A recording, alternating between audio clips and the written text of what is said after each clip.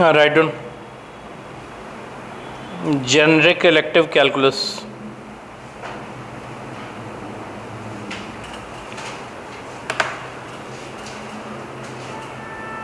Generic elective में calculus. Write down, पहले आप कैलकुलस लिख लो और इसके अंदर जो कंटेंट है वो पहले डिस्कस करेंगे और उसके बाद उसके आगे प्रोसीड करेंगे।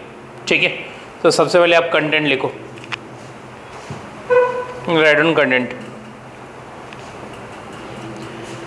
आपके यूनिट नंबर 1 है एप्लीकेशन ऑफ डेरिवेटिव।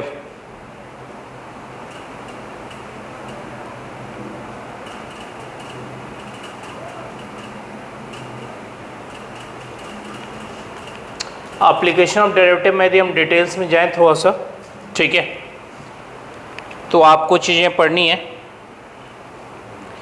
एक तो सबसे पहले पढ़ना है monotonic function. Monotonic function. B part concave and convex functions.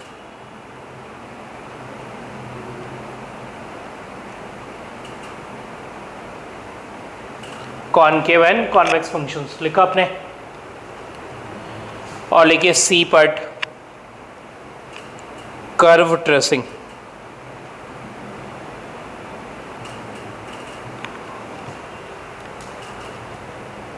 ठीक है, लिखा आपने कर्व ट्रेसिंग।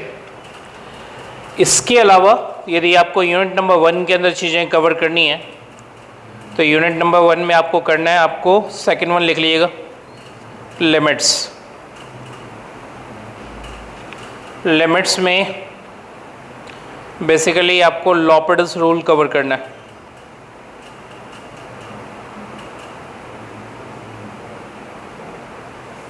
और बी पार्ट asymptotes। asymptots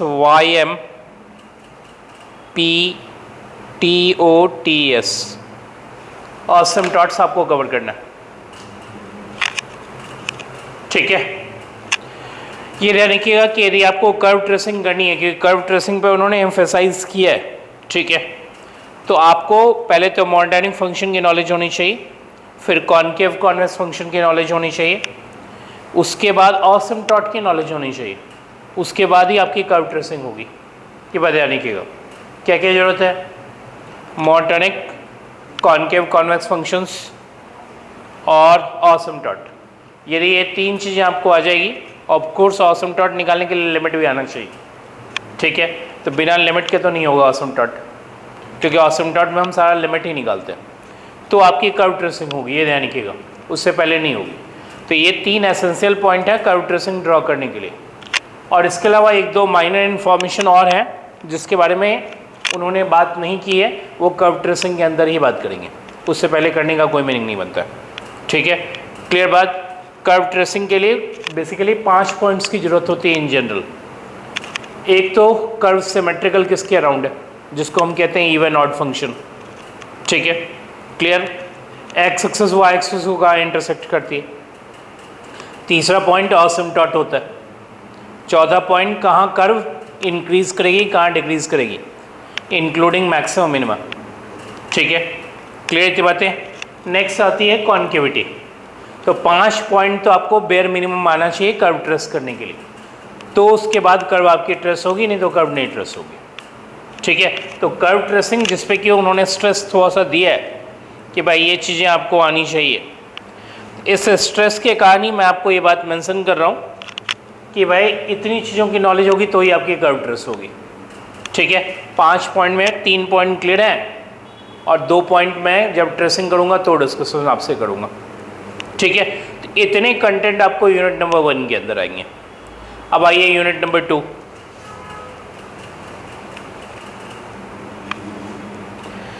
लिखिए एप्लीकेशन ऑफ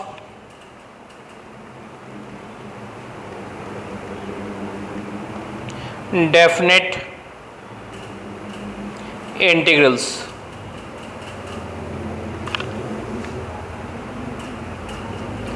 इसमें सबसे ज़्यादा स्ट्रेस आपका वॉल्यूम्स पे। नेक्स्ट लेंथ पे, लेंथ मतलब बेसिकली पेरीमीटर, ठीक है, कितना पेरीमीटर की उसकी, जैसे सर्कल है, सर्कल का लेंथ कितना होता है, ऑब्वियसली उसका circumference, that is 2 pi R. तो वैसे अलग अलग कर्व होंगे जिसकी लेंथ आपको निकालनी होगी, और उसके बाद उसके एरिया पे। एप्लीकेशन ऑफ डेफिनेट इंटीग्रल में सबसे ज़्यादा आपको स्ट्रेस देना है वॉल्यूम्स में, उसके बाद लेंथ पे, उसके बाद एरिया पे, ठीक है। डेफिनेट इंटीग्रल ये ध्यान रखिएगा, क्लियर। आपको इंटीग्रल्स पढ़ने की जरूरत नहीं है, इंटीग्रल्स तो आप पढ़ चुके, जो 12th में आपने पढ़ा वो आपके लिए काफ़ी है। जो यहाँ आपको करना है वो 3 चीज़ें करनी है, ठीक है, और इसी पे आपके टॉपिक्स होंगे, क्वेश्चंस होंगे। ये आपके यूनिट नंबर 2 में, डिटेल्स में मैं नहीं लिख रहा हूँ, जब क्वेश्चन करेंगे तो ही हम जाएंगे डिटेल्स में। अब आइए यूनिट नंबर 3। यूनिट नंबर 3 में एक तो आपको कॉनिक्स की नॉलेज होनी चाहिए। कॉनिक्स का मतलब, कॉनिक्स कभी सुना आपने? हाँ, पैराबोला, सर्कल, ठीक है, हाइपरबोला, एलिप्स, ठीक है, वो आपकी किस कंडीशन में वो इक्वेशन आपको वो प्रोवाइड करेगी, इसके बारे में नॉलेज होनी चाहिए, ठीक है। और बी पार्ट में लिखिए वेक्टर, मेरे हिसाब से वेक्टर वैल्यूड फंक्शन लिखा हुआ है, ये बेसिकली वेक्टर कैलकुलस है आपकी, सीधा स्ट्रेट फॉरवर्ड मैं लिख देता हूँ। वेक्टर वैल्यूड फंक्शन है, मैंने आपसे क्या कहा कि ये क्या है, वेक्टर कैलकुलस है। कैलकुलस मतलब वेक्टर में डिफरेंशिएशन कैसे करेंगे, ठीक है, क्लियर। तो ये वेक्टर कैलकुलस का आपका पार्ट है, थोड़ी सी नॉलेज उसकी होनी चाहिए। और इसके बाद सी पार्ट में आपकी पार्शियल डेरिवेटिव्स, ये 3 पार्ट उन्होंने डिवाइड किया है यूनिट नंबर 3 को, क्लियर। यानी कि पिछले सेमेस्टर में जो जेनरिक की कैलकुलस की जो कंटेंट थी और इसमें जो कंटेंट है उसमें डिफरेंस आ गया, ठीक है। जैसे हम कॉनिक्स नहीं पढ़ाते थे, वॉल्यूम्स, लेंथ, एरिया हमने जरूर पढ़ाया था, ठीक है। वेक्टर कैलकुलस की हमने ऐसे कोई मेजर यूज़ नहीं किए थे, थोड़ी बहुत जरूर किए थे। पार्शियल डेरिवेटिव्स हम जरूर पढ़ाते थे, ठीक है, क्लियर। तो कुछ चीज़ें आपकी हटी हैं और कुछ चीज़ें ऐड हुई, ये बात ध्यान रखिएगा। तो और बुक उन्होंने दोनों के दोनों आपकी चेंज कर दी। बुक जो आपकी रिसेंटली है, पहले तो हम जो यूज़ कर रहे थे वो अलग बुक थी, ठीक है। अब जो बुक है वो आपकी अलग है। पहले बुक का नेम लिख लिए, फर्स्ट वन लिखिए एंटन हार्वर्ड एंड बिबन्स, ये आपकी पहली बुक है, रादर से ये पहली रीडिंग है।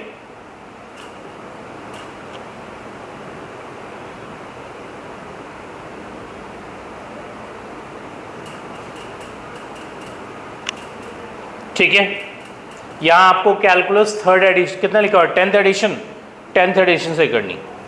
और एक बुक और है, दूसरा लिख लिए book number 2। Book number 2 is Strauss, Strauss ही लिख लिए, बहुत है नेम, ठीक है। यहाँ कैलकुलस आपकी 3rd एडिशन से। हाँ, एक ही बुक है, 3 लोगों ने मिलकर लिखी है, ठीक है। किसी ने कोई टॉपिक लिखी होगी, किसी ने कोई टॉपिक लिखी होगी, क्लियर। और स्ट्रॉस, इधर जनरली हम स्ट्रॉस के नाम से जानते हैं या एंटन के नाम से जानते हैं। तो एंटन वाली बुक आपकी 10th एडिशन वाली कैलकुलस है, और स्ट्रॉस की भी जो बुक है वो 3rd एडिशन वाली है। ये 2 से आपकी रीडिंग बनी हुई है, ये बात ध्यान रखिएगा। रीडिंग लिस्ट प्रिपेयर्ड है, उन्होंने प्रिपेयर कर रखा है, वो रीडिंग लिस्ट में मैं आपको एक बार दिखा देता हूँ।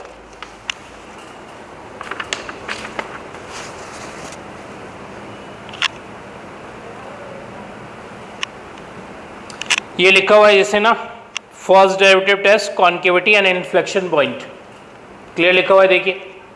Second derivative test, curve sketching, ये आपको बुक नंबर 2 से पढ़नी। कौन से चैप्टर में? Chapter number 4।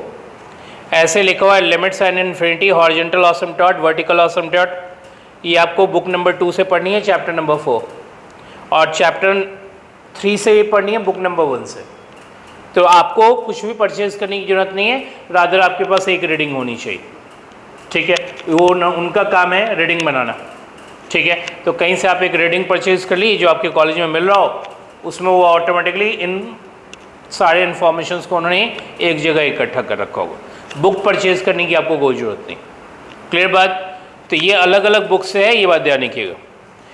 कीवर्ड्स नीचे लिखा हुआ है, देख लीजिएगा, जिस पे ध्यान देना है। एक क्या? कॉन्केविटी, आगे बताइए।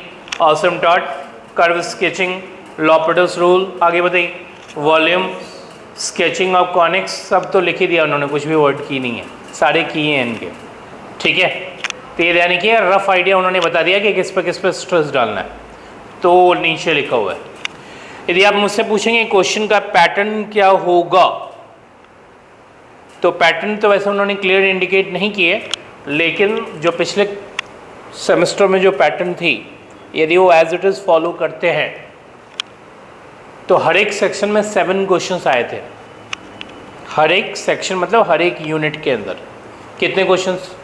7। तो इसका मतलब कितने क्वेश्चंस आपको मिले? 21। कितने क्वेश्चंस मिले? और आपको करना उसके अंदर हर एक यूनिट के अंदर 5 क्वेश्चन। तो रादर आपको अटेम्प्ट कितने मारने? 5 3 ज़ा 15, और हर एक क्वेश्चन 5 मार्क्स का, तो 15 5 ज़ा। क्लियर बात? समझ में आ गई बात? यदि पिछले बार का एज इट इज़ फॉलो करते हैं, ठीक है, तो हर एक यूनिट के अंदर आपके 7 क्वेश्चंस आएंगे, जिसके अंदर आपको 5 क्वेश्चंस करने होंगे। ठीक है, तो 3 यूनिट मिला के आपके क्वेश्चन होंगे 21, आपको 15 क्वेश्चन करने हैं, और 15 5 ज़ा 75। क्लियर है बात? किसी भी तरह का कोई प्रॉब्लम? और कई बार वो उससे पहले जो थी पोजीशन वो ये होती थी कि एक क्वेश्चन के अंदर 3 पार्ट होते थे। एक क्वेश्चन के अंदर 3 पार्ट, जिसमें से 2 पार्ट आपको करने होते थे। टोटल क्वेश्चन 6 होते थे, तो इसका मतलब आपको कितना करना पड़ा? 12। और उस केस में वेटेज आपकी 6.5 की होती थी, तो आप मल्टीप्लाई कर लिए 12 को 6.5 से, तो कितना हो गया? 75। ठीक है, लेकिन उन्होंने पिछले बार क्वेश्चन इंक्रीज कर दिया। अब आपको 15 क्वेश्चन करने हैं 21 क्वेश्चन के अंदर। ठीक है, तो सारी बातें क्लियर, मैंने आपको हर एक एंगल से समझा दिया है कि क्या पोजीशन है, क्या करना है आपको। ठीक है, तो ये सारी बातें ध्यान देना है। कीवर्ड्स जो लिखा हुआ था वो भी मैंने आपको बता दिया, ऑलमोस्ट सारी बातें उन्होंने लिख ही ली है। ठीक है, तो इन पे आपको ध्यान देना। चलिए स्टार्ट करते हैं हम। थोड़ा सा पहले मैं आपको मॉनिटरिंग फंक्शन बता देता हूँ, ऑल्दो मॉनिटरिंग फंक्शन की नॉलेज आपकी पहले से भी है। ठीक है, monitoring means increasing decreasing function. ठीक है, आई बात समझ में? लिखिए, सबसे पहले मॉनिटरिंग फंक्शन। मॉनिटरिंग फंक्शन में मैं डिटेल में नहीं जाऊंगा, रीज़न आपने 12th में पढ़ रखा है। हमारा वो उन्होंने इंडिकेशन भी नहीं किया है कीवर्ड में। ठीक है, तो कीवर्ड में जब उन्होंने इंडिकेशन नहीं दी है, कीवर्ड में उन्होंने इंडिकेशन दी है कॉन्केविटी पे, तो ऑब्वियसली हमारा कंसंट्रेशन कॉन्केविटी की तरफ जाएगा। तो लेकिन सबसे पहले डिस्कस करें हम थोड़ा सा मॉनिटरिंग फंक्शन को।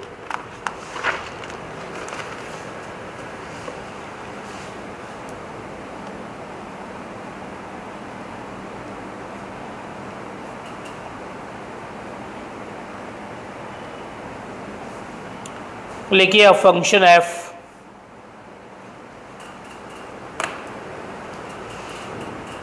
is said to be monotonic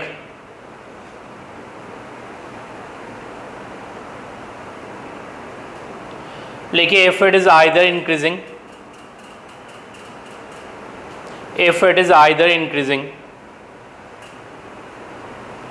or decreasing in the given interval.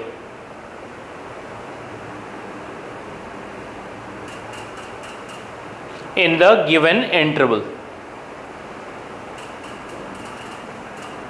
सबको ये बात क्लियर?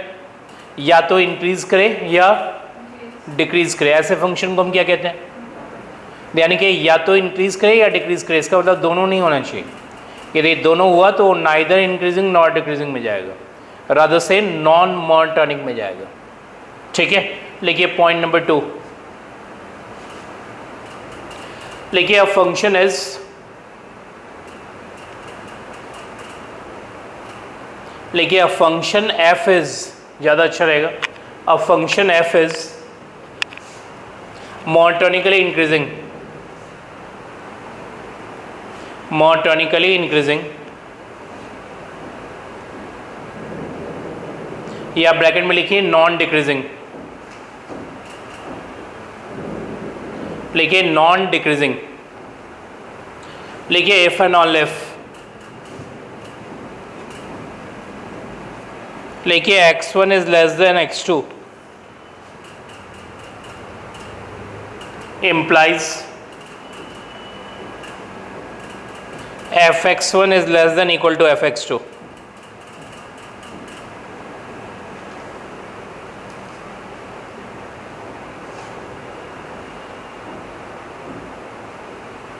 ठीक है, implies या implied by भी कुछ लोग लिखते हैं, लेकिन आप if पे ही लिखिए, कंडीशन ज़्यादा अच्छा रहेगा, क्योंकि डेफिनेशन एक क्या लिखा था आपने, if एंड ऑनली if, आप ज़्यादा अच्छा if पे लिखिए, ऑनली if वर्ड कट किए पहले, लिखिए रिमार्क, लिखिए रिमार्क नंबर 1, लिखिए a function f is increasing, increasing या मोनोटोनिकली इंक्रीजिंग एक ही बात है, ठीक है। लिखिए F dash x is greater than equal to 0, F dash x is क्या लिखा आपने, greater than equal to 0।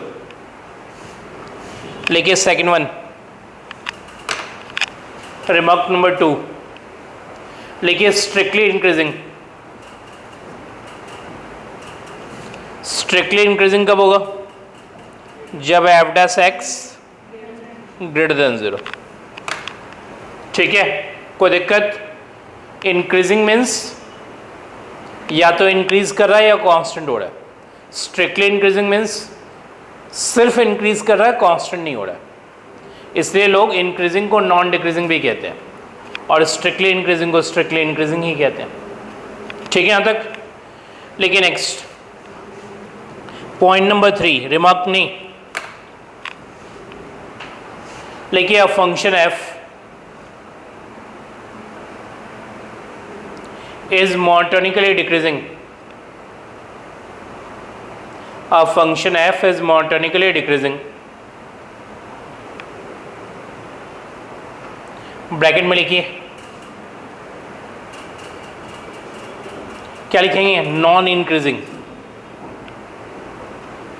Non increasing, increase नहीं कर रहा है, लिखिए f, लिखिए x1 less than x2 implies fx1 is greater than equal to fx2, x1 less than x2 implies क्या लिखा आपने, fx1 greater than equal to fx2, sign reversed, ठीक है। जैसे आपने डिमांड फंक्शन पढ़ा है ना, डिमांड फंक्शन में क्या होती है, इज इट डिक्रीजिंग फंक्शन और increasing function, decreasing function, price बढ़ेगा तो क्वांटिटी डिमांडेड और प्राइस घटेगा तो क्वांटिटी डिमांडेड, इसका मतलब जस्ट अपोजिट, और इंक्रीजिंग में हमेशा same sign, x1 less than x2, fx1 less than fx2 equal to, तो मैंने आपसे कहा वो अलग रीजंस, ठीक है। तो इंक्रीजिंग में सेम साइन और डिक्रीजिंग में अपोजिट साइन, रिमार्क डाली, डिफरेंशिएशन के टर्म्स में डायरेक्ट लिख ली, लिखिए F dash X less than equal to 0, side में एरो देके लिख लीजिएगा डिक्रीजिंग फंक्शन, लिखिए डिक्रीजिंग फंक्शन,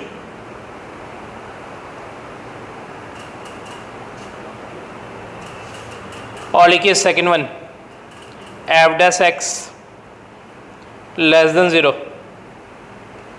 किसके लिए, स्ट्रिक्टली डिक्रीजिंग के लिए, लिखिए स्ट्रिक्टली डिक्रीजिंग के लिए, एरो देके लिखिए स्ट्रिक्टली डिक्रीजिंग। यहां तक कोई प्रॉब्लम, ये क्लियर है। एक और पॉइंट लिख लीजिए, लिखिए a function F is non monotonic A function f is said to be non-monotonic. लिखिए if it is neither increasing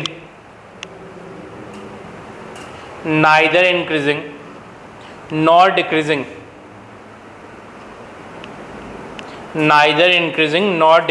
in the given interval. Neither increasing nor decreasing in the given interval. हाँ, 1 minute concentration आपकी यहाँ। जैसे हमारा ये function है, ये हमारा a है, ये b है, सपोज ये c है। तो मुझे बताइए ये फंक्शन a टू c क्या कर रहा है? इंक्रीज। और c टू b क्या कर रहा है?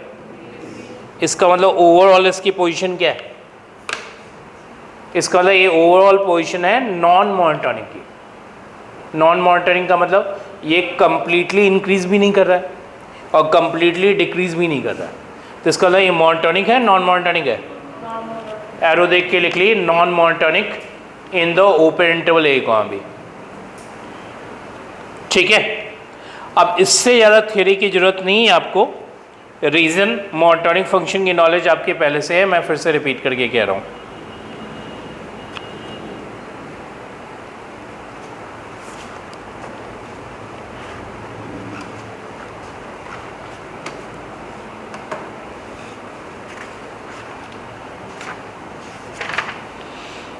लिख लिया आपने? हाँ, पहले क्वेश्चन लिखिए, राइट ऑन क्वेश्चन। 1-2 क्वेश्चन करें हम, उसके बाद आगे प्रोसीड करेंगे।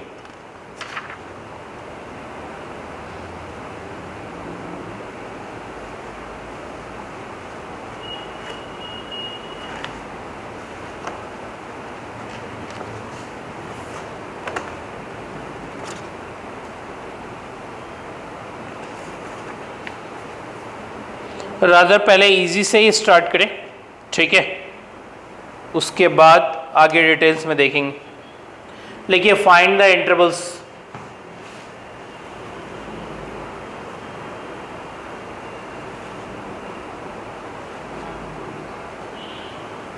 लिखिए ऑन विच, लिखिए द फंक्शन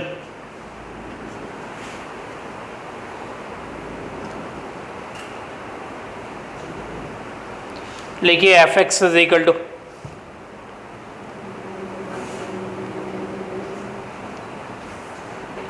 लिखिए 2x³ minus 9x² plus 12x। लिखिए इज इंक्रीजिंग। इज इंक्रीजिंग में स्ट्रिक्टली इंक्रीजिंग कर दीजिएगा। इज स्ट्रिक्टली इंक्रीजिंग और strictly decreasing. Is strictly increasing और strictly decreasing.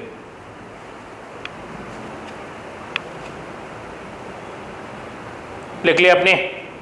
Right on solution. सबसे पहला काम आपके नॉलेज में है ही पहले से ही कि फंक्शन को हम डिफरेंशिएट करेंगे। लिखिए एफ डैश एक्स क्या होगा? 6x² minus 18x plus 12। आगे लिखिए 6 common, x² minus 3x plus 2। यहाँ तो कोई डाउट? नेक्स्ट आई 6 इंटू क्या आएगा? x माइनस 2 और क्या x माइनस 1। ये आपकी ब्रेक की पोजीशन बन रही है, ठीक है यहाँ तक? अब लिखिए आगे फॉर क्रिटिकल पॉइंट्स। वर्ड सुनिए क्या कह रहा हूँ मैं आपसे। फॉर क्रिटिकल पॉइंट्स, पहले बताइए क्रिटिकल पॉइंट्स किसको कहते हैं? जहाँ एफ डैश एक्स 0 होता है या F dash x does not exist होता है, ठीक है? ऊपर लिख ली क्रिटिकल पॉइंट्स के बारे में, right on the top. Critical points वो पॉइंट हुआ जहाँ एफ डैश एक्स 0 और F dash x does not exist हो। कहीं साइड में नोट में लिख लीजिएगा, ठीक है? लिखिए for critical points put F dash x is equal to 0, F dash X को 0 कर दो, एक्स की वैल्यू क्या आएगी 1 या 2। ठीक है यहाँ तक। अब साइन स्कीम बनाओ, लिखो sign scheme of F dash x,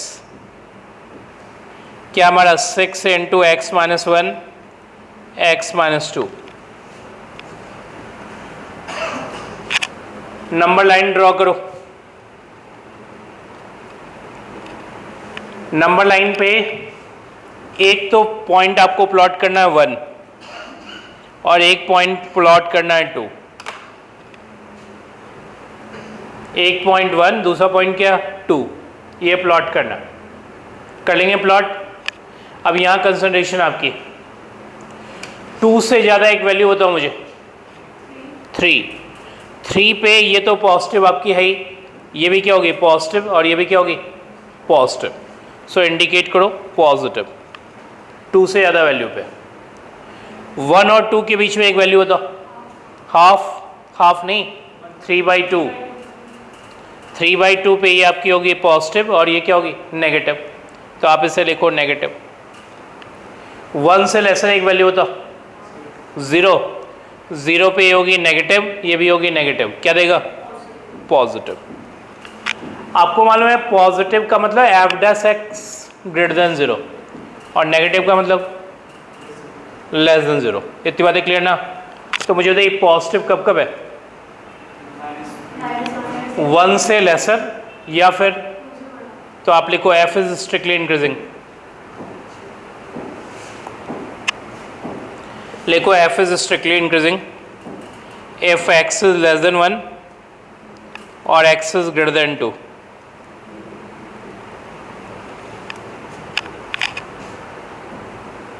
और लिखिए स्ट्रिक्टली डिक्रीजिंग,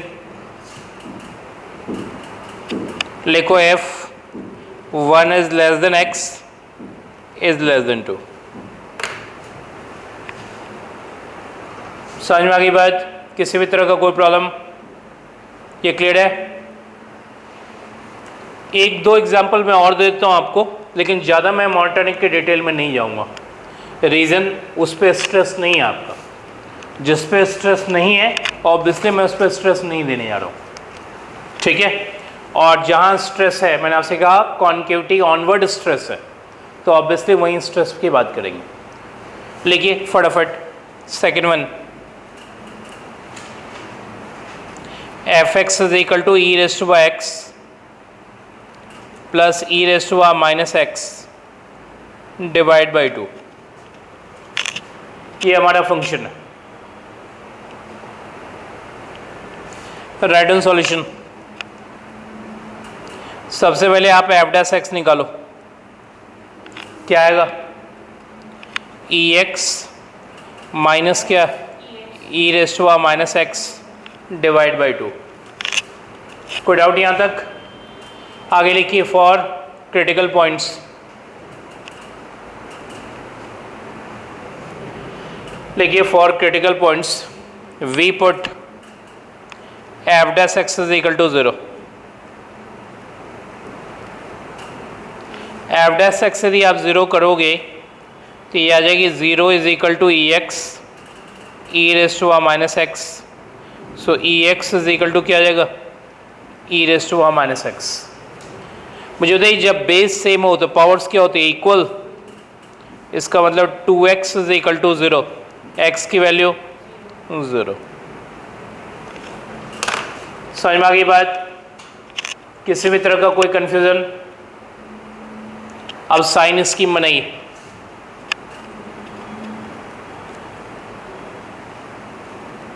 लिखिए sign scheme of F dash X,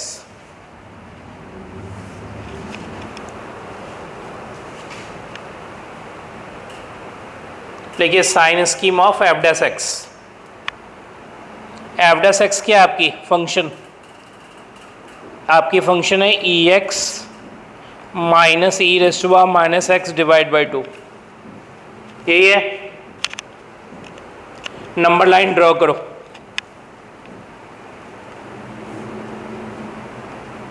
number line पे पॉइंट क्या प्लॉट होगी आपकी 0। यहाँ तक तो कोई डाउट नहीं ना आपको। 0 से एक बड़ी वैल्यू बताओ 1। मुझे बताओ e रेज़ टू पावर 1 और e रेज़ टू पावर -1 में कौन बड़ा? e रेज़ टू पावर 1 और e रेज़ टू पावर -1 में कौन बड़ा? तो ये आपकी सब्ट्रैक्शन पॉजिटिव आएगी। कंफर्म भाई, e रेज़ टू पावर 1 और e रेज़ टू पावर -1 में ये बड़ा होगा, दोनों की subtraction positive, divide by positive, always positive देगा। 0 से लेसर एक वैल्यू बताओ, तो ये हो जाएगा e रेज़ टू पावर -1 और ये हो जाएगा e raise to power 1, subtraction negative, तो ये नेगेटिव इंडिकेट करो। इसका मतलब फंक्शन आपकी स्ट्रिक्टली इंक्रीजिंग होगी जब x ग्रेटर देन 0। वो लिखो, the function is strictly increasing when x इज ग्रेटर देन 0। लिखो, the function is strictly increasing when x इज ग्रेटर देन 0। और लिखो स्ट्रिक्टली डिक्रीजिंग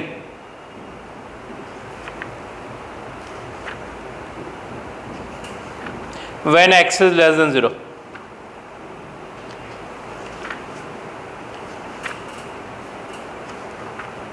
सबको बात समझ में आ गई?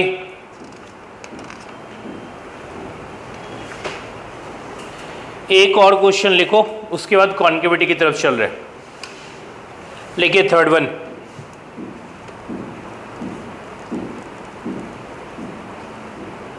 लिखिए f(x) is equal to x raise to power 1 by x where x is greater than 0।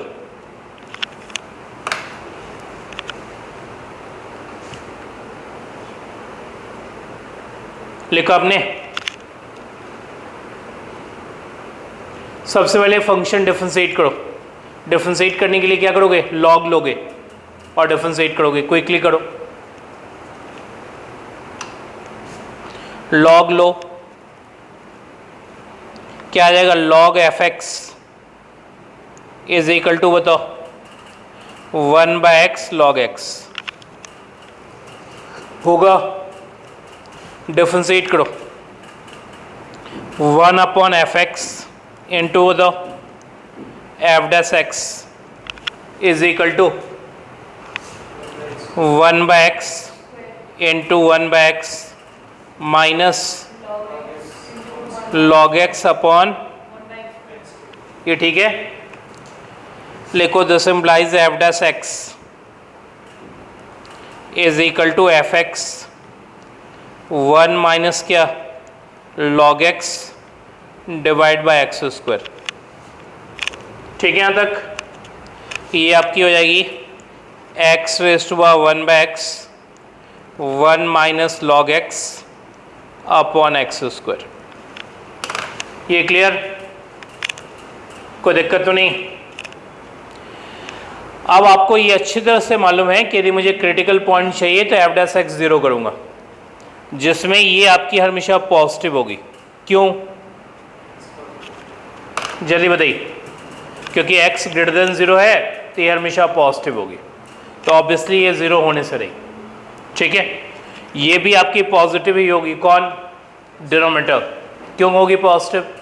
क्योंकि एक तो स्क्वायर वैसे भी पॉजिटिव होता है और क्वेश्चन में भी लिखा हुआ x ग्रेटर देन 0 है, तो पॉजिटिव होगी। इसका मतलब 0 कौन होगा? तो लिखिए फॉर क्रिटिकल पॉइंट, लिखिए put 1 minus log x is equal to 0। लिखिए put 1 minus log x is equal to 0। तो 1 minus log x is equal to 0, या आप सीधा लिखो कि f'(x) इज इक्वल टू 0। पहले ये लिखो, put f'(x) is equal to 0, this implies 1 minus log x is equal to 0।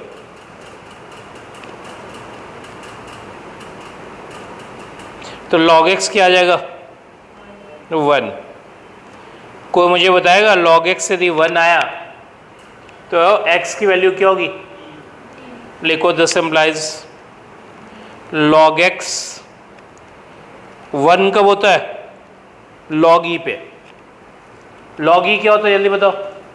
1, क्योंकि उसका बेस e है। कैलकुलस में log e हमेशा 1 होगा। क्योंकि उसका बेस जो है ऑलरेडी वो ई है। लॉग लॉग कैंसिल आउट कर दो, क्या आएगा? x is equal to 1। ये हमारी क्रिटिकल पॉइंट हुई। क्रिटिकल पॉइंट किसको कहते हैं एक बार फिर से बता दो? जहाँ एफ डैश एक्स 0 होता है और जहाँ f dash x does not exist हो। ये बात ध्यान रखिएगा। Sorry, x is equal to e, ठीक कर लीजिएगा सब। क्लियर यहाँ तक?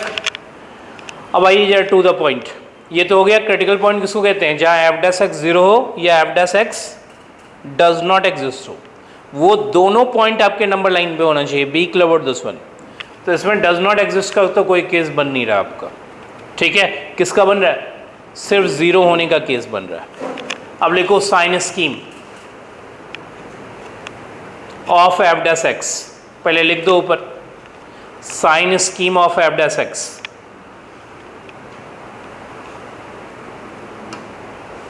ठीक है, मैं आपके लिए यहां नंबर लाइन ड्रॉ कर रहा हूं जिससे मैं ये साइन देखूंगा। आपने मुझे कहा है क्या प्लॉट करने के लिए? ई, क्योंकि वही आपकी क्रिटिकल पॉइंट है। हाँ, ये फंक्शन आपका जिसका साइन स्कीम आपको देखना है। मुझे एक बात बताइए, जो बात मैं आपसे पूछूंगा, X raise to power 1 by X always positive, X square always positive, इसका मतलब डिसीजन हमेशा 1 माइनस लॉग एक्स लेगा। ठीक है यहाँ तक? मुझे देखिए ई से बड़ी एक वैल्यू, ई की वैल्यू कितनी होती है पहले बताओ? 2.71 अप्रॉक्स। तो ई से बड़ी वैल्यू बताओ। यदि आप 3 रखोगे तो log 3 आएगा यहाँ, और log 3 की वैल्यू किसी को नहीं मालूम। तो इसका मतलब कभी भी ई से बड़ी वैल्यू आपको लेनी हो तो 3, 5, 7, 10 नहीं लेंगे। log 10 की वैल्यू नहीं, log 10 की वैल्यू 1 तब होगी जब इसका बेस 10 होगा, लेकिन कैलकुलस में बेस तो ई होता है। ठीक है, तो ई से बड़ी वैल्यू यदि आपको लेनी हो तो ई स्क्वायर लेनी है। क्या लेनी है? E square. मुझे देखिए लॉग ई स्क्वायर क्या देगा? 2 लॉग ई। क्या देगा? 2 लॉग ई का मतलब लॉग ई तो 1 होता है कैलकुलस में, तो 1 माइनस 2 क्या होगा? नेगेटिव या पॉजिटिव? लिखो नेगेटिव। रिपीट तो नहीं करना किसी के लिए। ई स्क्वायर रखना है, ई से बड़ी ई स्क्वायर या ई क्यूब, तो ऑटोमेटिकली हो जाएगा log E square. Log E square क्या होगा? 2 लॉग ई। लॉग ई क्या होता है? 1, 1 माइनस 2 आपकी नेगेटिव आएगी। कोई डाउट यहाँ तक? ई से छोटी वैल्यू 1 बाई ई ले सकते हो, लेकिन ज़्यादा इजी है कि आपको अच्छी तरह से मालूम है फंक्शन 0 ऑनवर्ड डिफाइंड है। फंक्शन किसके ऑनवर्ड डिफाइंड है भाई? वो क्वेश्चन में ही लिखा हुआ है। ठीक है, तो मुझे बताइए 0 और ई के बीच में सबसे इजी वैल्यू होगी 1। log 1 क्या होता है? 0। तो यहाँ 1 रखोगे तो log 1 आएगा।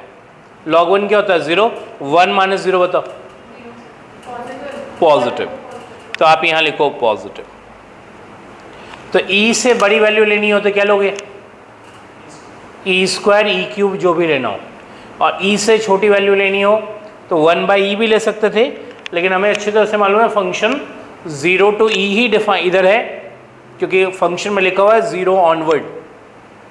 तो बेटर है कि आप 1 ले लो और 1 से डिसीजन ले लो कि क्या पोजीशन रही आपकी। तो मुझे बताइए फंक्शन इंक्रीज कब की? फंक्शन इंक्रीज की 0 टू ई। लिखिए फंक्शन इज स्ट्रिक्टली इंक्रीजिंग। लिखिए function is strictly increasing when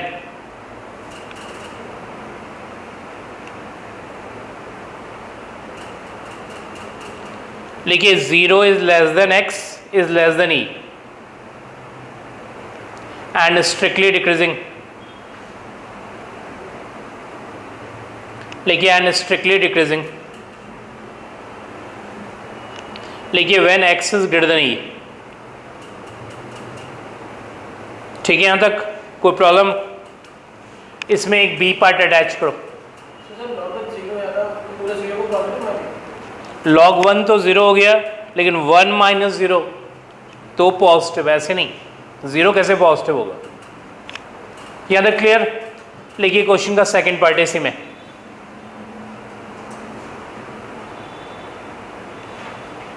लिखिए विच वन इज ग्रेटर,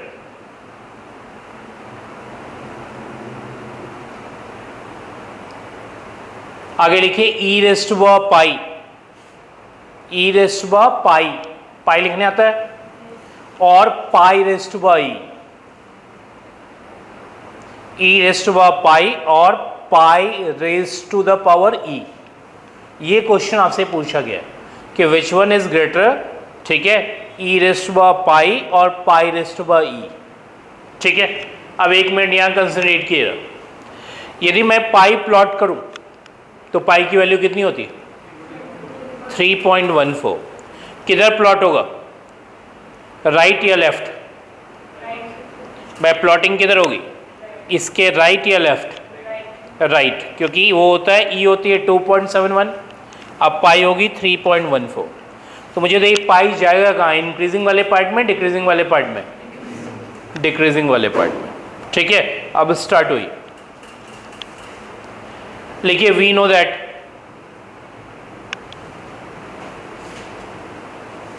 लिखिए we know that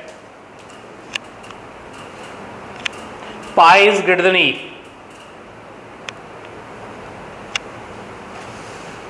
we know that pi is greater than e, ठीक है।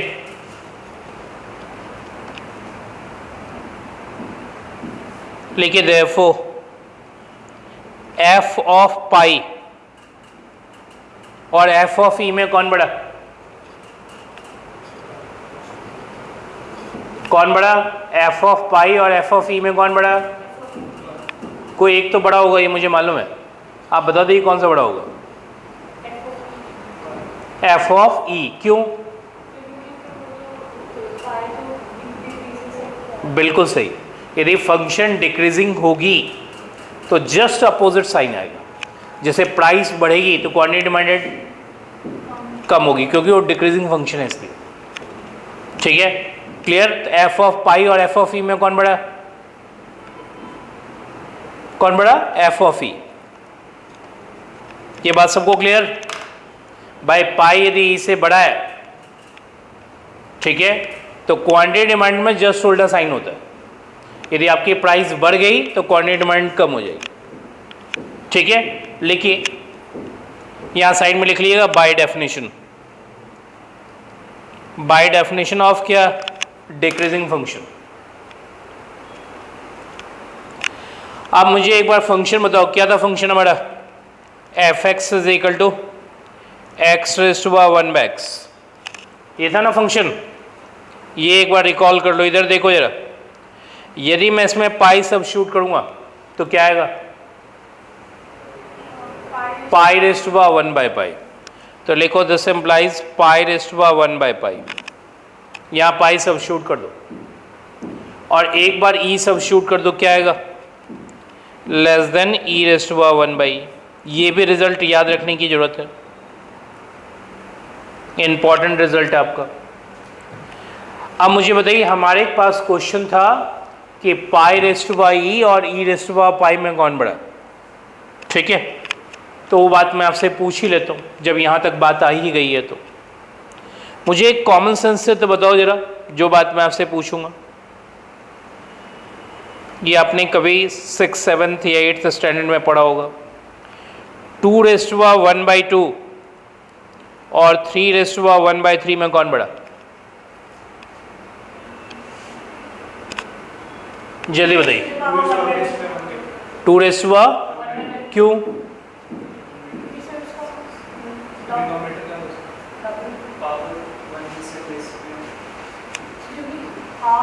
आप जो भी कर रहे हो तुक्केबाजी कर रहे हो। 2 रेज़ टू पावर 1 बाई 2 और 3 रेज़ टू पावर 1 बाई 3 में कौन बड़ा? जैसे आप देख रहे हो कैसे, क्यों बड़ा, पहले बता दीजिए। ठीक है, ये तो आइडियल कंडीशन। इस बात की जब भी डिसीजन लेना हो कि कौन बड़ा कौन छोटा, तो आपके पास जो पावर है वो फ्रैक्शन में, आप सबसे पहले फ्रैक्शन हटाओ। तो फ्रैक्शन यदि हटाना है तो 2 और 3 का एलसीएम लेना है। क्या होता है वो इसके ऊपर रेज कर देना।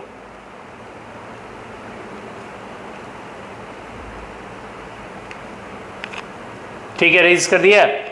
ये आपकी हो गई 2⁻³ और ये हो गई 3⁻²। कौन बड़ा होता है, 2⁻³ या 3⁻²? तो यदि ये बड़ा हुआ तो ऑब्वियसली ये बड़ा हुआ। कुछ बात अकल में गई।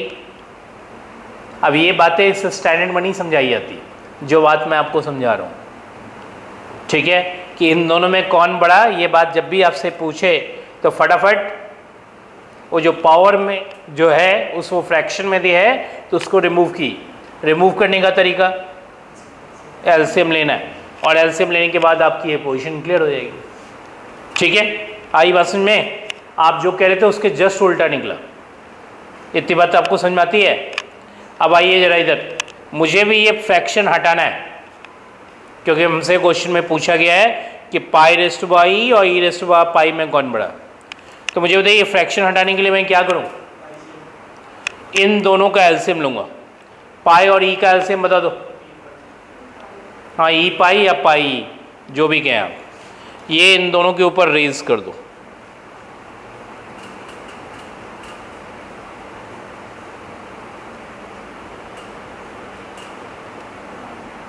कर दिया? अब क्या आ जाएगा? π⁻i इज लेस देन क्या?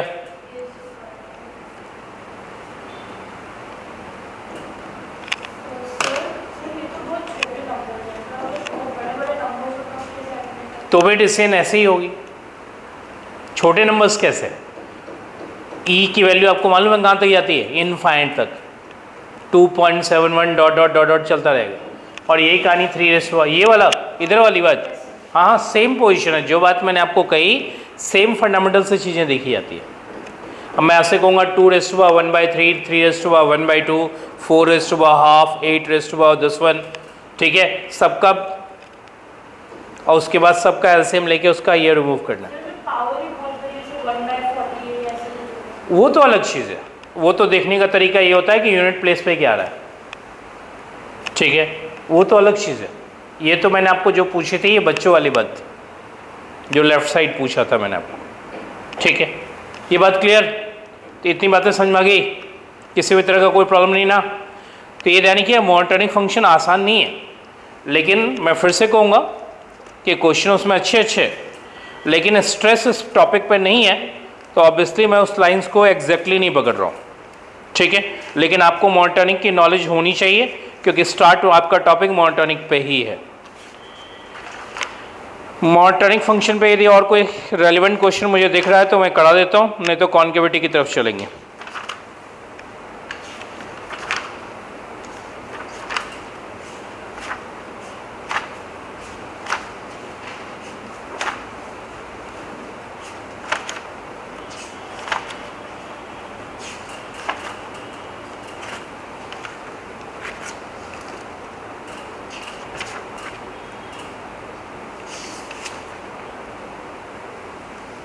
एक और लिख ली, लिखिए फोर्थ वन ना,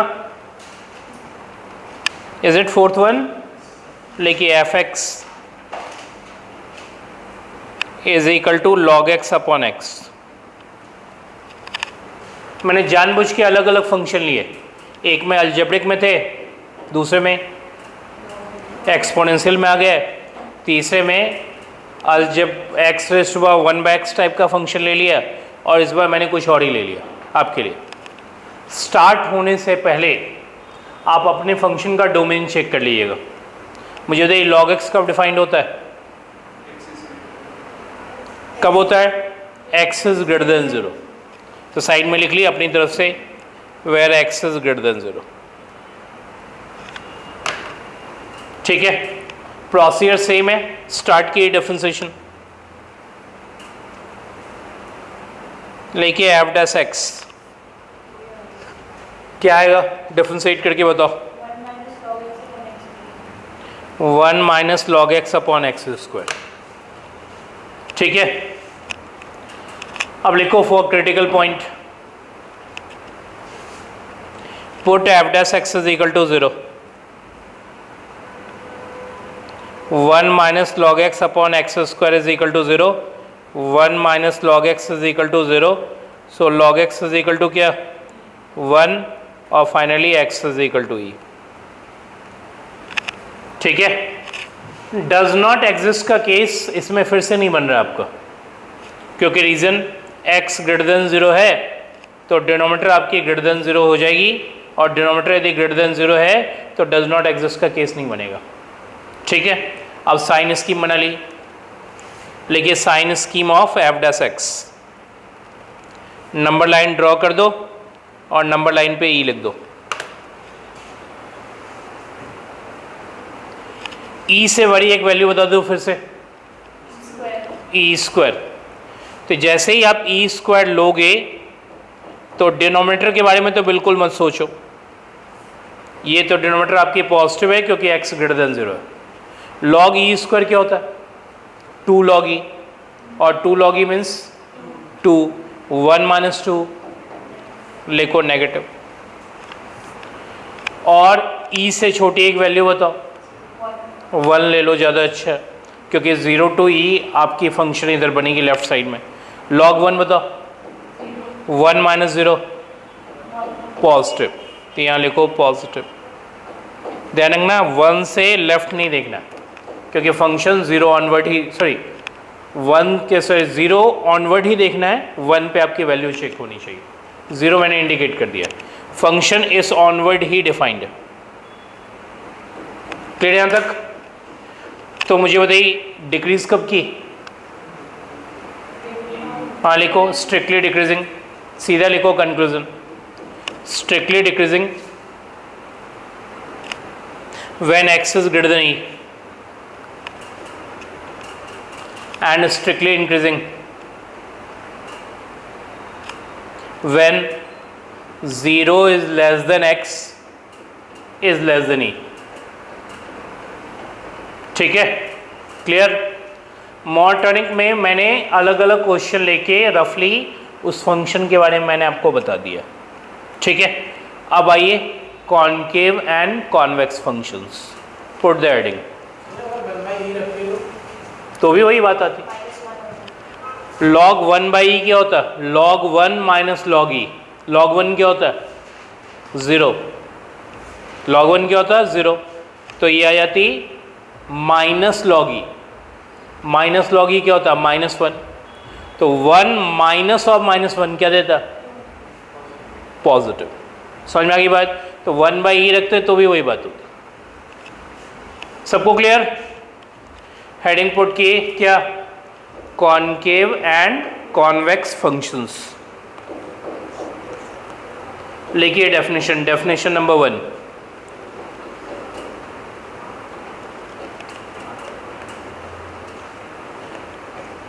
लिखिए अ फंक्शन f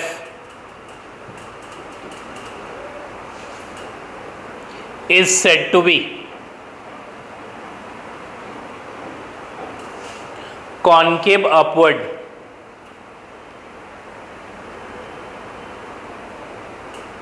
लिखा आपने कॉनकेव अपवर्ड। 2 नेम मैं और लिखवा देता हूं, लेकिन आपका काम अपवर्ड से चल जाएगा। लिखिए oblique convex downward, oblique convex. क्या क्या लिखवाया मैंने आपको? अ function f is concave upward oblique convex downward oblique convex. लिखिए f dash if f dash is increasing, f नहीं f dash is increasing, लिखिए that is f double dash greater than equal to 0। ठीक है, कोई doubt यहाँ तक? f double dash क्या लिखा आपने? Greater than equal to 0। ठीक है, इसमें x लिखना हो तो x लिख लीजिएगा, y लिखना हो तो y लिख लीजिएगा, वो मैं इंडिकेट नहीं कर रहा हूँ। इंक्रीजिंग का मतलब ही होता है कि उसका डिफरेंशिएशन यदि हम एक बार और करें तो वो पॉजिटिव आनी चाहिए, या तो पॉजिटिव या ज़ीरो। तो इससे फंक्शन आपकी क्या होगी? Concave upward. ठीक है, इतनी बातें क्लियर? लिखिए डेफिनेशन नंबर 2, लिखिए a function f is said to be concave downward। एक तरफ अपवर्ड, दूसरी तरफ क्या? डाउनवर्ड। मैं कह रहा हूं इसी वर्ड से आपका काम चल जाएगा, लेकिन यदि आप एक्स्ट्रा दो और लिखना चाहें तो लिख लीजिए ऑब्लिक क्या? Convex upward, oblique concave. लिखिए F dash is decreasing, f dash is decreasing, that is f double dash क्या होना चाहिए? Less than equal to 0। एक में इंक्रीजिंग हो गई, एक में डिक्रीजिंग हो गई आपकी। ठीक है, यहां तक?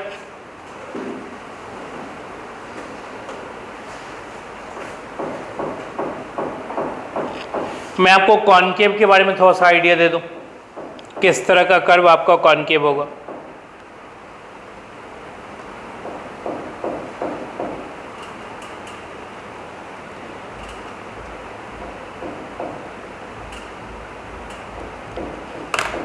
फर्स्ट वन आपकी कॉनकेव है, लिख ली कॉनकेव।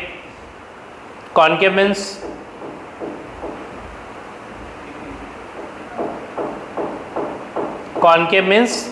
Concave downward. ठीक है, क्योंकि मैथ्स में वही लैंग्वेज होगी आपकी। और कॉन्वेक्स मीन्स कॉनकेव अपवर्ड, क्योंकि लैंग्वेज वही होगी। ठीक है, मैंने आपसे ये कहा कि पहले वाले केस में एफ डैश आपकी इंक्रीजिंग होगी। एफ डैश आपकी क्या होगी? इंक्रीजिंग। यहाँ ये जो बात मैं आपसे पूछूंगा, टेंजेंट लाइन ड्रॉ करने आता है आपको? हाँ नहीं, क्योंकि एफ डैश का मतलब टेंजेंट लाइन होती है। F dash means slope. ठीक है, तो पहले वाले केस में स्लोप इंक्रीजिंग होनी चाहिए और दूसरे वाले केस में स्लोप डिक्रीजिंग होनी चाहिए। तो मैंने एक टेंजेंट लाइन यहाँ ड्रॉ कर दी।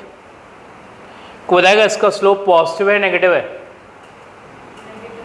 नेगेटिव है, क्योंकि यदि आप टेंजेंट लाइन नीचे तक ले जाएंगे तो ये एक्स एक्सिस के साथ ऑब्ट्यूस एंगल बनाएगा। एक्यूट या ऑब्ट्यूस? ऑब्ट्यूस। इसका मतलब स्लोप होती है टेन थीटा, और टेन जब भी ऑब्ट्यूस हो तो इसका मतलब सेकंड क्वाड्रेंट में जाएगा, और सेकंड क्वाड्रेंट में टेन क्या होती है? पॉजिटिव है नेगेटिव? नेगेटिव। तो ये आपकी नेगेटिव स्लोप हुई। यहां जब आप आएंगे तो ये कोई भी एंगल नहीं बनाएगी। ठीक है, इसका मतलब ये एक्स एक्सिस के पैरेलल होगी, और एक्स एक्सिस के पैरेलल होने का मतलब स्लोप टेन थीटा होगी और थीटा 0 होगी। तो टेन थीटा 0 होने पे, सॉरी, टेन थीटा में थीटा हो गई 0, तो ऑब्वियसली टेन 0 हो गया। टेन 0 की वैल्यू 0। इतनी बातें क्लियर? अब यहाँ आइए, यदि मैं यहाँ ड्रॉ करूँ, ठीक है, तो मुझे बताइए अब एक्यूट बनाएगा ऑब्ट्यूस बनाएगा? एक्यूट। एक्यूट मतलब स्लोप टेन थीटा, और एक्यूट मतलब फर्स्ट क्वाड्रेंट। फर्स्ट क्वाड्रेंट में टेन क्या होती है? पॉजिटिव है नेगेटिव? पॉजिटिव। तो पहले आपकी स्लोप नेगेटिव थी, उसके बाद 0 हुई, उसके बाद पॉजिटिव हो गई। इंक्रीजिंग और डिक्रीजिंग? नेगेटिव से 0 हुए, 0 से पॉजिटिव हुए। मुझे तो इंक्रीज कर रहा है डिक्रीज कर रहा है? इंक्रीज कर रहा है। तो जब भी आपकी फंक्शन मतलब एफ डैश इंक्रीजिंग हो तो ऐसे फंक्शन को हम क्या कहते हैं? Concave upward. क्या कहते हैं? कॉनकेव अपवर्ड, या कुछ लोग इसे कॉन्वेक्स भी कहते हैं। ठीक है, यहां तक? दूसरे केस में आइए इधर, मुझे बताइए यहाँ एंगल क्या होगी, यहाँ तो पहले लिखो एरो देके कॉनकेव अपवर्ड, और ऑब्लिक में लिख लेना कॉन्वेक्स। हाँ यहाँ आओ, यहाँ बताएगी एक्यूट या obtuse, acute, confirm, x axis के साथ एक्यूट, मतलब स्लोप आपकी पॉजिटिव हुई, यहाँ आके जीरो हो जाएगी, पॉजिटिव से आप जीरो आ गए, और यहाँ आके क्या होगी, जल्दी बताइए, नेगेटिव। ठीक है, तो मुझे बताइए पॉजिटिव थे, फिर जीरो हुए, फिर नेगेटिव हो गए, तो ये डाउनवर्ड है अपवर्ड है, कॉनकेव डाउनवर्ड, लिखिए नीचे एरो देखिए कॉनकेव डाउनवर्ड, या ऑब्लिक में हम इसे क्या कहते हैं, कॉनकेव। बात क्लियर, कोई दिक्कत? यानी कि हम इतनी बातें नहीं कर सकते। ठीक है, तो मैं आपको सीधी बात समझा देता हूँ। कॉनकेव कॉन्वेक्स यदि डे टू डे लाइफ में आपको देखना हो तो आप सरफेस देखोगे ऐसे कि ये सरफेस इस तरह का होना चाहिए, इस तरह का सरफेस जब भी होगा तो वो क्या होगा, कॉन्वेक्स, जिसको हम कहते हैं कॉनकेव डाउनवर्ड मैथ्स में। और सरफेस यदि इस ढंग का हुआ तो सरफेस इस ढंग का हुआ तो ये कॉनकेव होगा। ठीक है, सीधी बात। कुछ लोग कहते हैं कि उसमें पानी रख के देखो, जहाँ पानी स्टे करने की कैपेसिटी हो वो क्या होती है, कॉन्वेक्स या कॉनकेव अपवर्ड। और जिस सरफेस पे पानी स्टे करने के कोई चांसेस नहीं हो, डालोगे पानी नीचे। ठीक है, ये रफ आइडिया है भाई, आप कैसे सरफेस को पहचानोगे कॉनकेव अब है या कॉन्वेक्स है। तो रफ आइडिया इस ढंग का सरफेस है, इसका मतलब इसमें स्टे करने के कुछ चांसेस है, तो ऑब्वियसली वो कॉन्वेक्स है या कॉनकेव अपवर्ड है। और दूसरी तरफ वो क्या है, आई बात समझे। तो ये लेमैन्स तरीका, बाकी प्रॉपर तरीका मैंने आपको समझा ही दिया कि क्या तरीका हो। ठीक है, और भी लेमैन्स समझना है तो मुझे बताइए, क्या ये केव की तरह दिख रहा है, कॉन, ये that's why it is concave, obviously दूसरे साइड वाला कॉन्वेक्स। ठीक है, अब इससे ज़्यादा मैं आपको नहीं समझा सकता, मैंने आपको हर एक एंगल से समझा दिया, मैथ्स का प्रॉपर पॉइंट ऑफ व्यू से समझा दिया, लेमैन्स समझा दिया। ठीक है, और लास्टली घोटने का भी तरीका समझा दिया कि देखो केव की तरह दिखे तो कॉनकेव होगा। ठीक है, और दूसरा देखे तो कॉन्वेक्स होगा। कोई प्रॉब्लम? सारी बातें क्लियर? अब आइए क्वेश्चन करेंगे। क्वेश्चन को सिर्फ उसके डिफरेंशिएशन से मतलब है। लिखिए क्वेश्चन।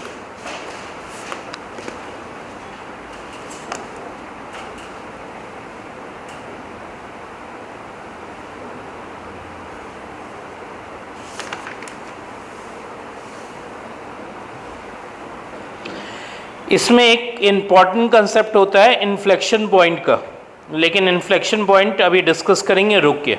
ठीक है, पहले तो हम क्वेश्चन करें जो हमें करना है। पहले तो सिंपल लीजिए क्वेश्चन, ज़्यादा अच्छा रहेगा।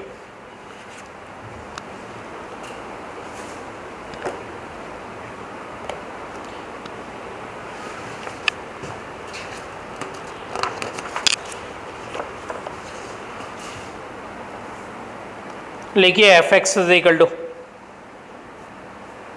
X square minus 4x plus 3। बिल्कुल सिंपल सा क्वेश्चन। ठीक है, कितनी बार डिफरेंशिएशन है यहाँ, डबल, 2 बार डिफरेंशिएट करो फटाफट। क्या आएगा, 2x माइनस 4, डबल डिफरेंशिएशन करो, इज इट 2 ग्रेटर देन 0? पक्का?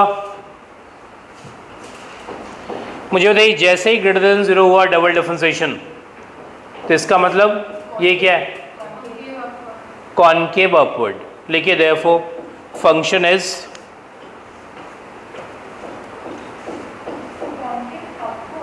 लिखिए therefore function is concave upward, या ऑब्लिक में आप लिखना चाहें तो लिख लीजिएगा कॉन्वेक्स। ठीक है, वैसे मैथ्स को अपवर्ड डाउनवर्ड से मतलब है, और इको को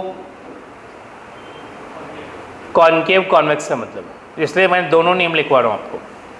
ठीक है, मैथ्स तो अपवर्ड डाउनवर्ड जानती है कि कॉनकेव अपवर्ड है कॉनकेव डाउनवर्ड है। तो मुझे बताइए आपकी डबल डिफरेंशिएशन क्या है, पॉजिटिव, पॉजिटिव होते ही ये बात कंफर्म हो गई कि क्या है, कॉनकेव अपवर्ड है। स्ट्रिक्ट वर्ड लिखना चाहें तो वो भी आप लिख सकते हो। लिखो सेकंड वन,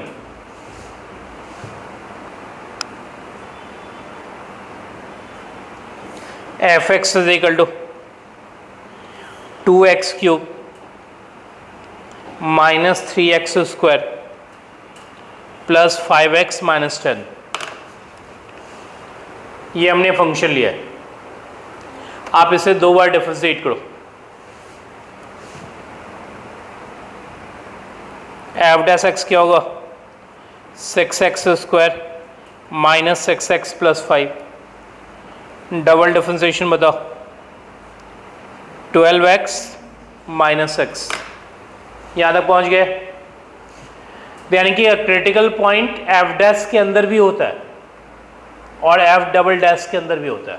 क्या होगा एफ डबल डैश के अंदर, जहाँ एफ डबल डैश 0 या फिर F double dash does not exist हो। तो यदि आप क्रिटिकल पॉइंट यदि वर्ड लिखना चाहें तो लिख सकते हैं, और नहीं लिखना चाहें तो सीधा लिखिए put f double dash x is equal to 0। लिखिए put f double dash x is equal to 0। ठीक है, एफ डबल डैश एक्स 0 करोगे तो x की वैल्यू क्या आएगी, जल्दी बताओ, 1/2। यहां तक तो कोई प्रॉब्लम नहीं ना। अब लिखो sign scheme of f double dash x is equal to 12x minus 6। Number line पे क्या प्लॉट करोगे, हाफ प्लॉट कर दो। कर दिया प्लॉट, जो आपने निकाला है उसको प्लॉट कर दो। यहाँ हाफ से बड़ी एक वैल्यू बताओ, 1 यहाँ सब्स्टिट्यूट कर देना। क्या आएगा, पॉजिटिव या नेगेटिव, ध्यान रखना एफ डबल डैश का साइन देख रहे हैं, मोनोटोनिक में किसका साइन देख रहे थे, एफ डैश का, और यहाँ किसका देख रहे हैं। तो मुझे बताइए हाफ से बड़ी एक वैल्यू 1 रखो यहाँ, पॉजिटिव या नेगेटिव, लिखो पॉजिटिव। हाफ से छोटी एक वैल्यू बताओ, 0 यहाँ रखो, क्या आएगा, लिखो नेगेटिव।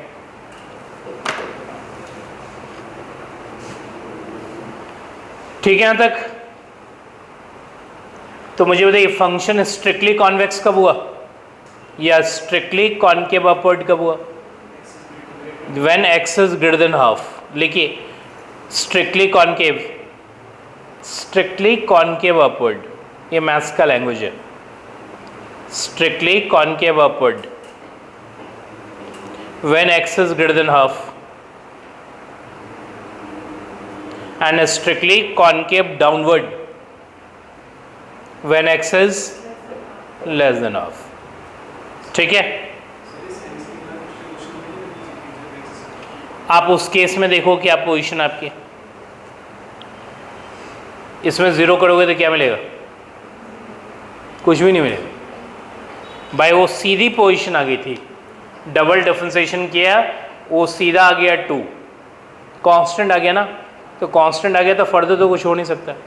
यहाँ वो x डिपेंडेंट आ गया, तो जब x डिपेंडेंट आ जाएगा तो फिर आपको 0 करना पड़ेगा, और 0 करने के बाद ये पोजीशन चेक करनी पड़ेगी। ठीक है, एक रिमार्क डालो,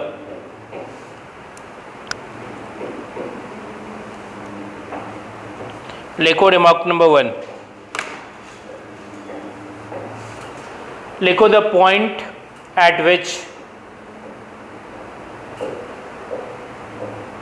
the function changes its concavity, the point at which the function changes its concavity is called point of inflection, is called point of inflection।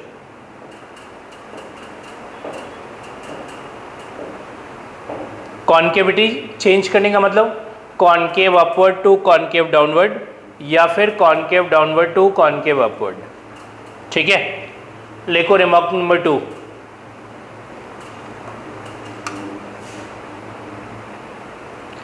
लिखो x is equal to c is point of inflection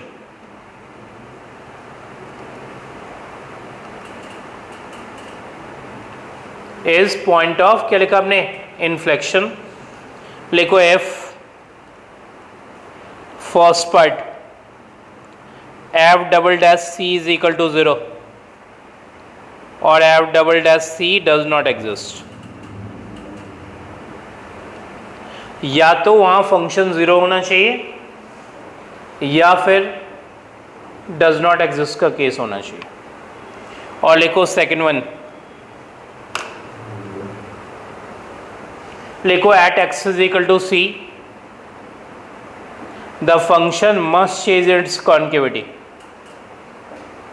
eight x is equal to c the function must change its concavity. अपनी concavity भी वहां change करनी चाहिए उसे। ठीक है, तो मुझे बताइए, जो बात मैं आपसे पूछूंगा, यदि आप किसी को इन्फ्लेक्शन कह रहे हो तो ये दो क्राइटेरिया सेटिस्फाई होनी चाहिए। या तो उस पॉइंट पे डबल डैश 0 होनी चाहिए या उस पॉइंट पे डबल डैश एग्जिस्ट नहीं करना चाहिए और उस पॉइंट पे फंक्शन अपनी कॉन्केविटी भी चेंज करे। मुझे बताइए, जो बात मैं आपसे पूछूंगा, इधर कंसंट्रेशन आपकी, मुझे बताइए क्या इस केस में हमारा हाफ इन्फ्लेक्शन पॉइंट है या नहीं है? क्यों है इन्फ्लेक्शन? क्योंकि सबसे पहले एफ डबल डैश हाफ 0 है। हाँ नहीं, इसका मतलब ये क्राइटेरिया सेटिस्फाई होगी और इस हाफ पे फंक्शन ने अपनी कॉन्केविटी भी चेंज की। क्या चेंज की उसने? कॉन्केविटी चेंज की, रादर से कॉन्केव डाउनवर्ड से कॉन्केव अपवर्ड हो गया। ठीक है, तो मुझे बताइए, यदि मैं आपसे पूछा जाए कि क्या ये इन्फ्लेक्शन पॉइंट है तो आप क्या कहेंगे? तो लिखिए, इन दिस केस, नीचे लिखिए, we have x is equal to half is point of inflection.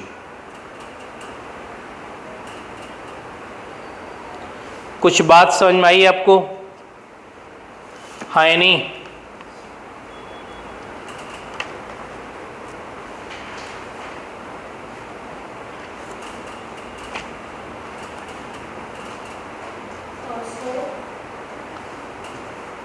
हाँ जी बताइए। स्ट्रिक्टली वर्ड का मतलब इक्वल टू 0 नहीं होना चाहिए। ठीक है, यदि सिर्फ पॉजिटिव है तो स्ट्रिक्ट है, पॉजिटिव एंड 0 है तो स्ट्रिक्ट वर्ड हट जाएगा, सीधा आ जाएगा concave upward. Strict word use नहीं करते, इक्वल टू 0 होने की पॉसिबिलिटी रूल आउट नहीं।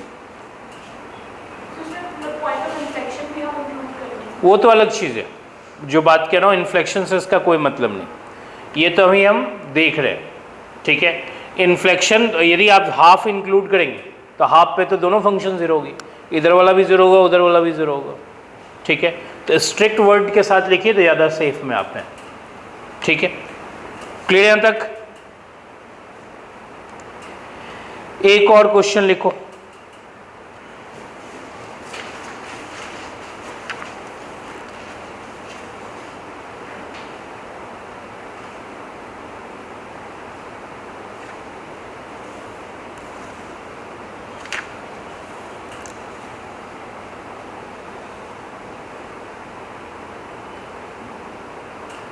लिखो f x is equal to, ये आपके एग्जामिनेशन में भी आया है,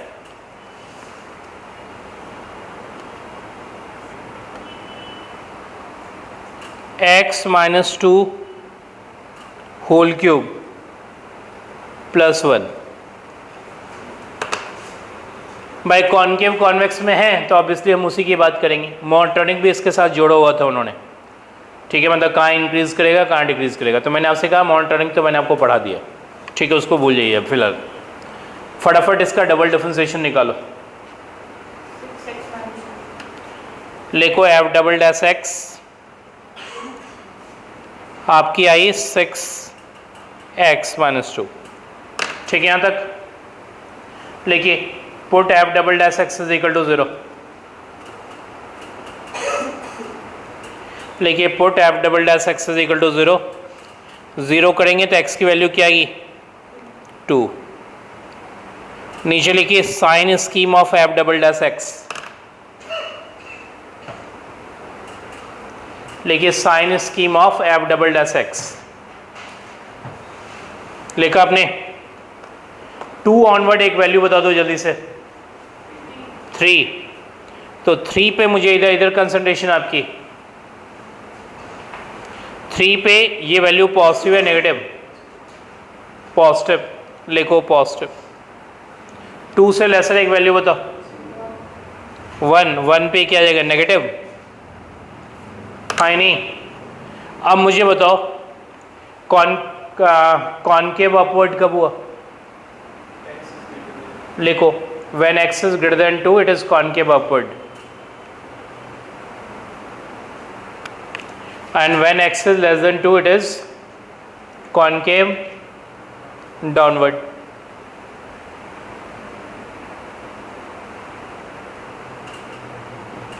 ठीक है, यहां तक कॉनकेव डाउनवर्ड। मुझे देखिए क्या 2 इन्फ्लेक्शन पॉइंट है? जल्दी बताइए हाँ या नहीं। क्यों है इन्फ्लेक्शन? एक तो एफ डबल डैश 2 हमारी 0 है, दूसरा फंक्शन ने 2 पे कॉन्केविटी चेंज की। ठीक है, यहाँ तक लिखिए therefore x is equal to 2 is also a point of inflection. Inflection आपका मेन है, ये बात ध्यान रखिएगा।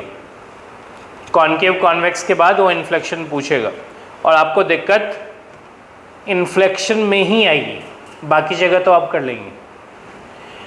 इन केस यदि आपको डायग्राम, अभी तो इन्फ्लेक्शन डिटेल में जाएंगे हम नेक्स्ट क्लास में, क्योंकि इन्फ्लेक्शन में बहुत चीज़ें आएगी। ठीक है, लेकिन मैंने आपको जो पूछे अभी तक बातें की हैं वो बहुत सीधी सीधी चल रही है, लेकिन इसके अंदर कुछ कॉम्प्लिकेटेड बातें भी हैं जो आगे चल के डिस्कशन में आएगी। एक बात वो ये आपसे पूछ सकता है कि इसकी स्केचिंग करो, क्योंकि कर्व स्केचिंग है। ठीक है, कर्व स्केचिंग में तो कर्व आपको थोड़ा टेढ़ा हो जाएगा, लेकिन ये कोई ज़्यादा टफ कर्व नहीं है, सीधा स्केच कर सकते हो आप इसको। यदि आपको इसकी स्केचिंग करनी पड़ गई तो अभी 5 पॉइंट से हम स्केचिंग नहीं करेंगे। 5 पॉइंट मतलब सिमेट्री क्या है, कहाँ एक्स एक्सिस को काटेगा, वाई एक्सिस को कट करेगा, क्या सिमटॉट होगा, क्या उसकी इंक्रीज डिक्रीज होगी, फिर उसकी क्या कॉन्केविटी होगी, इतनी बातें नहीं देखने जा रहे हम। यहाँ बात बहुत सीधी है, सीधी बात करेंगे। सबसे पहले आपके दिमाग में आना चाहिए एक्स क्यूब का कर्व। किसका आना चाहिए? बनाने आता है एक्स क्यूब आपको? बनाइए, छोटा छोटा बनाइएगा। ये कर्व किसका? एक्स क्यूब का। साइड में बनाइएगा, यहाँ मत बनाइएगा, नीचे बना लीजिए। ठीक है, बन गया। लेकिन मुझे एक्स क्यूब नहीं बनाना है, क्या बनाना है? तो आपको x-2 होल क्यूब यदि बनाना है तो आपको कुछ नहीं करना है, put x-2 is equal to 0। x की वैल्यू क्या होगी 2। तो ये जो कर्व आपकी 0 पे थी वो किस पे चली जाएगी? 2 पे चली जाएगी। तो आप थोड़ा सा इसके आगे चले जाना, ये पोजीशन आप 2 पे क्रिएट कर लो। कैसे ये बात पता चला आपको 2 पे चली जाएगी?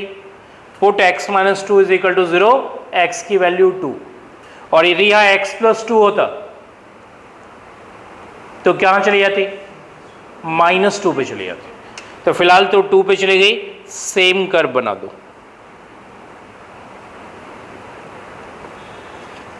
बना दो। ये x-2 क्या हो गया? होल क्यूब बन गया। अब रही बात ये एक्स एक्सिस को कहाँ कट करेगा, वाई एक्सिस को कहाँ कट करेगा, उससे हमें अभी कोई मतलब नहीं।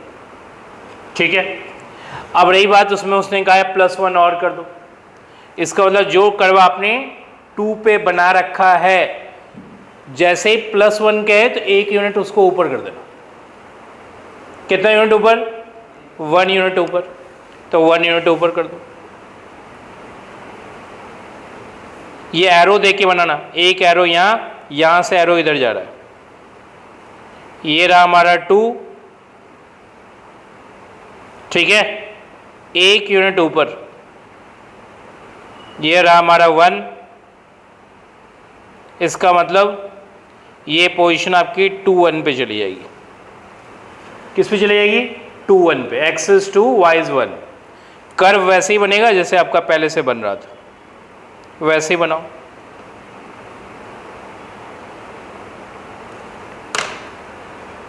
ठीक है, अभी हम ये नहीं ध्यान रख रहे हैं कि एक्सिस y एक्सिस को कहाँ कट कर रही है, कहीं ना कहीं तो कट करेगी, वो भी निकाला जा सकता है। Put x is equal to 0, y is equal to 0, वो एक्सिस y एक्सिस की पोजीशन आ जाएगी। लेकिन अभी तो हमने एक रफ आइडिया बनाया है, उस रफ आइडिया को हमने ये दिखा दिया। ये इक्वेशन किसकी हो गई? इस पे लिख दो x minus 2 whole cube plus क्या 1। मुझे बताओ इस पार्ट में आपकी कॉनकेव है कॉन्वेक्स है? जल्दी बताओ। Convex. Convex means concave upward. Maths का लैंग्वेज अपवर्ड डाउनवर्ड है, इकोनॉमिक्स का लैंग्वेज में वो अलग चीज़ है। और ये वाला part that is concave downward. मैंने आपसे क्या कहा, सरफेस जब भी ऐसा दिखे,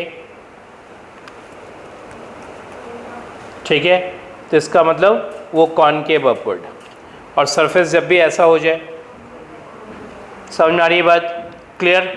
ठीक है, आज मैं यहाँ रुक जाता हूँ। Details inflection point and onward, क्योंकि इन्फ्लेक्शन आपकी ख़त्म नहीं हुई, उस पर मल्टीपल क्वेश्चंस आएंगे, क्योंकि स्केचिंग करते समय बड़ा दिक्कत होती है। ठीक है, तो वो मैं आपको नेक्स्ट क्लास में डिस्कशन करूँगा। आज के लिए ये तक।